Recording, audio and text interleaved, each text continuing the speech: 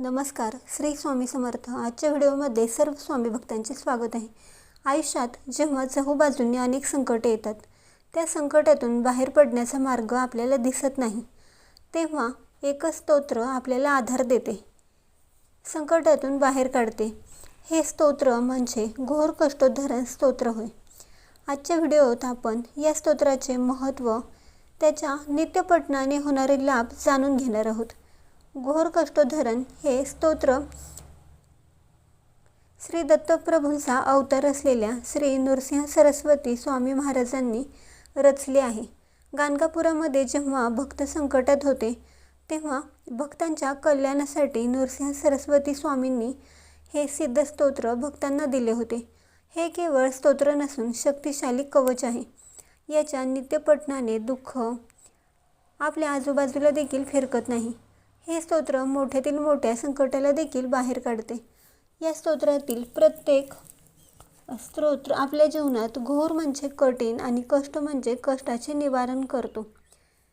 श्रीपाद वल्लभ या नामाचा उच्चार केल्यास मनाला शांती मिळते, दारिद्र्य, रोग, भीती यातून मुक्ती मिळते। घोर कष्टोद्धरण स्तोत्राचे फळ मिळण्यासाठी काही गोष्टी पाळणे देखील तितकेच महत्त्वाचे असते। हे स्तोत्र पहाटे किंवा संध्याकाळच्या वेळी जेव्हा दिवे लागतात त्यावेळी पठण करणे सर्वात उत्तम आहे। हे स्तोत्र पठण दिवसातून 3 वेळा, 9 वेळा किंवा 21 वेळेस पठण करावे। पठण करण्यापूर्वी संकल्प सोडावा। समोर तुपाचा दिवा लावून दत्त महाराजांना स्मरण करून श्रद्धेने हे स्तोत्र वाचण्यास सुरुवात करावी। श्रद्धेने स्तोत्र वाचल्यास त्याचे लाभ मिळतात। आर्थिक अडचणी दूर होतात। घरातील नकारात्मक ऊर्जा नष्ट होऊन घर सुख समाधानाने भरून जाते। कोर्ट कचेरीतील कामे होतात। मनासारखी नोकरी मिळते।